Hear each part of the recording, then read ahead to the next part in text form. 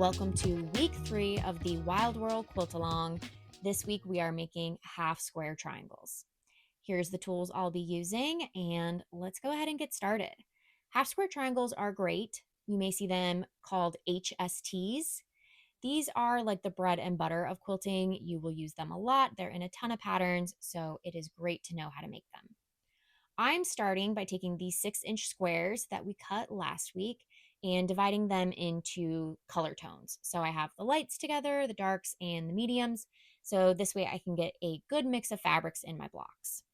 I'm starting by pairing up 2 fabrics, right sides together. So the pretty side of the fabric is touching the pretty side of the fabric.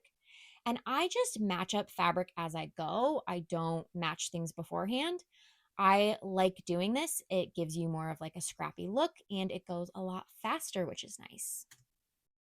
So there's a few different ways to make half square triangles, and I'm going to show you 2 different methods. The first one being marking a line right down the center diagonal of the squares. So I've got the ruler edge lined up right down the center, and then I'm going to use a marking tool like this heat erasable pen to mark a line. When you're marking the line, be careful not to push too hard and drag the fabric like that. We want a nice, smooth, even line. So this method works great if you have a 1/4 inch piecing foot because you will need to sew a 1/4 inch away from the center line.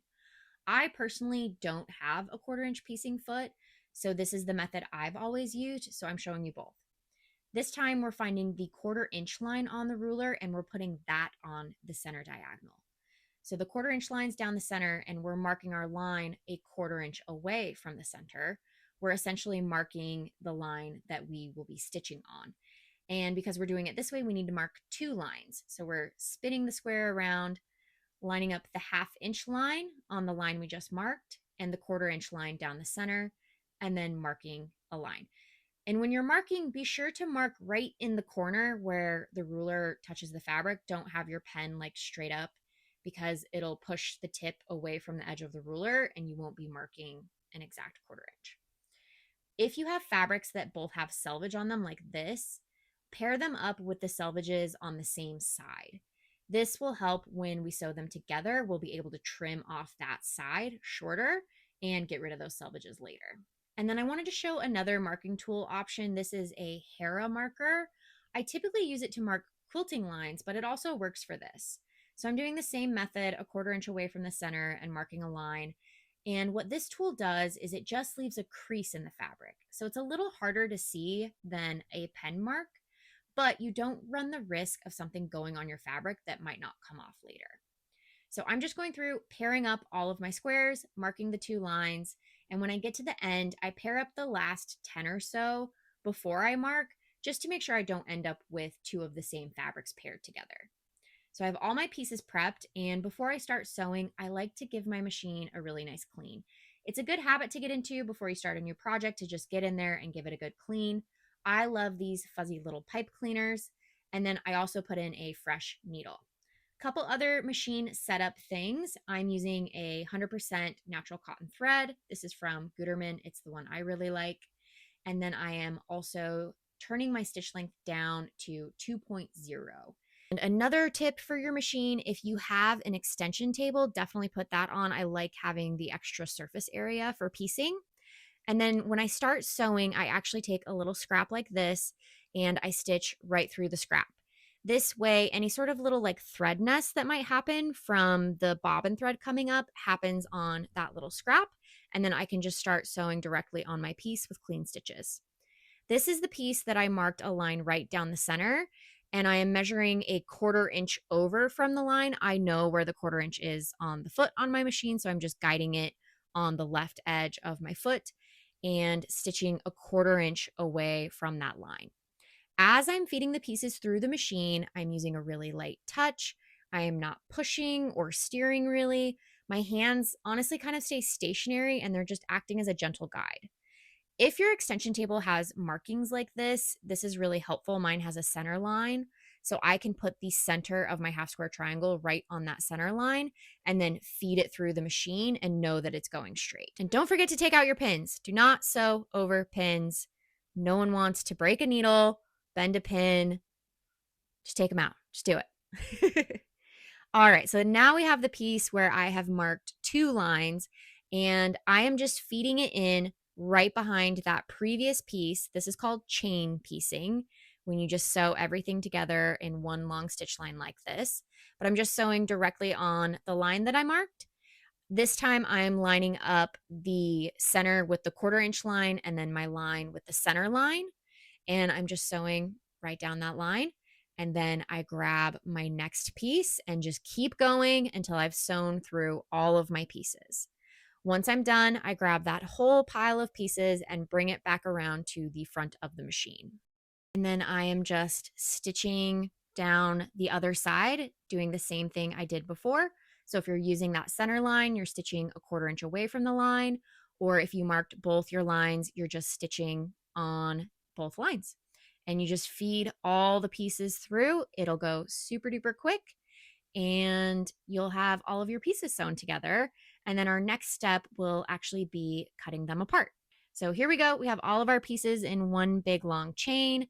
I have this little tool that I got in like a subscription box. You can use snips, whatever, but just go ahead and snip apart all of the pieces that you just sewed together. And if you messed up, don't worry. Look, I messed up. I sewed this one wrong side to right side. It's not a big deal. Go ahead, grab your seam ripper. I just treated myself to a new seam ripper because I couldn't find mine. I still can't find it. I don't know where it went. Anyways, we are seam ripping. This is how I seam rip. Be careful though. Don't tear your fabric. It's a risky way to seam rip. I won't lie. But I like this tool. It has this little rubber end and you can rub it on the fabric and it'll rub out all of the little threads that you left. I sewed my piece the right way. Everything's good. We're ready to move on. We are cutting our half square triangles into 2. So I'm lining up the ruler right in between my 2 stitch lines and just cutting those 2 apart. You do not need to be super duper careful and cautious about this line. Just get it in the center of the 2 stitch lines. We've already sewn, so we don't need to worry about having a perfect cut here because the fabric's already pieced together. And then if you want to go faster, if you're feeling confident, you can layer up 3 at a time like this and then just slice right through them. And look how quick that goes. Now that we have our pieces cut apart, the next part is pressing. This is an essential part. This is a tailor's clapper. I like it. It's kind of a bonus tool. You definitely don't need one. It will help you get flatter seams. And then this is the iron I've been using for piecing. It's an Aliso mini iron, and I really like it. I am starting by pressing the outside basically. This sets the seam. It heats up all the fibers of the thread and the fabric and makes them just kind of mesh together. And then I'm flipping the piece over and I'm finger pressing. So I am splitting those 2 pieces of fabric apart and going along with my fingers and just kind of pressing them into place. And then I am setting down my iron. So you don't want to slide it. I'm like gliding in and then I'm setting it down. You want to be really careful when pressing that you don't move your iron around a ton because that can start stretching and distorting your fabric. So pick it up, set it down. That's how you press. And then I give it a quick press from the front side. And then I set my tailor's clapper on there. So the tailor's clapper, the wood traps the heat and the moisture as the fabric cools. And it just gives you like the crispiest seam. It's really nice. Like I said, you don't have to have one.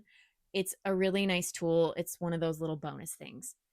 And then this piece, this is if you want to press the seam to the side. So that first piece I pressed open, and this seam I'm going to press to the side. This time I'm kind of like eking my fingers in there and then pushing the fabric over and pressing it down with my fingers and then pressing from the front. Pressing open, pressing to the side, there's arguments for both. Pressing to the side can give you a stronger seam. Pressing open gives you flatter pieces. A lot of it just comes down to like the situation and your preference. I do a mix of both in my projects, kind of just depending what the situation calls for. Half square triangles, I pretty much always press open. I press to the side when I'm like nesting seams, which we'll get into week 5. So here's another one that I'm pressing open. So again, going in with my fingers first, spreading the fabric open, pressing it down, and then getting in there with the iron and pressing. And then while I'm working on that second one, I had the tailor's clapper on the other one. I'll flip this over, hit it from the front, put the tailor's clapper, and go back and do another one. So you'll get into a nice kind of rhythm. This is a good time to like throw on a show. I had Gilmore Girls on. It's fall here, you know? So look at me go. And pressing, I skipped it in the beginning when I first started quilting. And I have to tell you, taking the time to properly press will give you nicer finished projects. I promise. It's worth the time to really press things nicely. We've got everything pressed, and now it is time to trim. We are trimming these to 5¼ inches. And this is my favorite trick for trimming half square triangles is washi tape. Washi tape is a super useful sewing notion, but I am putting this right on the 5¼ inch line on the ruler. And then I'm putting a second piece of tape on the 5¼ inch line over here. I am leaving the very edges untaped so that I can see the lines at the very edges of the ruler. And then when it comes time to trim, I'm lining up the diagonal on the ruler with the diagonal seam. And for this first side of trimming, I'm making sure that the fabric extends past the edge of that tape on my ruler. So the tape just visually helps things go quicker so your eyes aren't constantly trying to find that 5¼ inch line. So I trimmed each side. Now I'm going to flip it around 180. And this time I'm lining up the center diagonal and I'm going to line up the edge I just trimmed with the edge of the tape. So I'm lining that up with the edges of the tape. I'm making sure that the diagonal is lined up with the seam line. So there's a lot of things to check. There's 3 points to check here. Make sure everything's lined up and then cut and cut. Ooh, there we go. And there you go. You have a beautifully trimmed 5¼ inch half square triangle.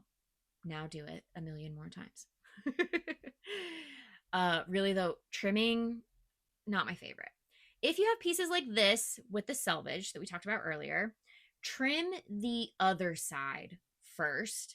And when you trim it, trim as little as possible. Like get the ruler all the way to the edge of the fabric, still making sure that that diagonal line is lined up on the seam line, and then trim, trim. And then when you flip around to the second side and you line up that cut side with the tape, you should be trimming off most of the selvage. If some of it is still there, that's okay. Remember, we have a 1/4 inch seam allowance, so that's all going to go away in my seam allowance. And if you do have a little bit poking out, don't worry about it. It's just like a cute little pop of color. All right, let's say you don't have a square ruler like I have. You just have one of these rulers and you need to trim. We're back with more washi tape. Instead, this time it's going down on the cutting mat. So I'm marking out I'm using the 5-inch lines on the mat, and then I'm putting a top piece at the 5¼ inch mark. And then this piece on the right, I'm putting it just to the right of the 5¼ inch mark, because this is where I'm going to be cutting and I don't want to constantly be cutting on the edge of the tape.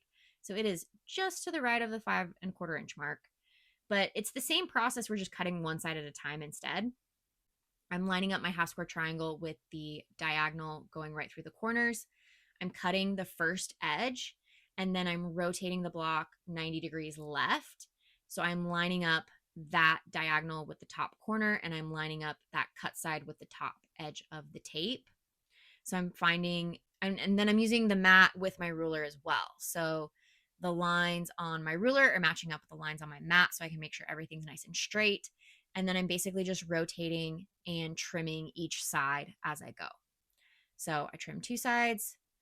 Those are both lined up with the edges of the tape. And then this time I'll have 3 edges that are lined up with the tape, and I'm trimming off that final side. So this is the easiest way I've found to do this process if you only have like a 3-inch wide ruler. I'm sure there are other methods. As with most things in sewing, there's a lot of ways to do all the different things, and you should do whatever you want to do.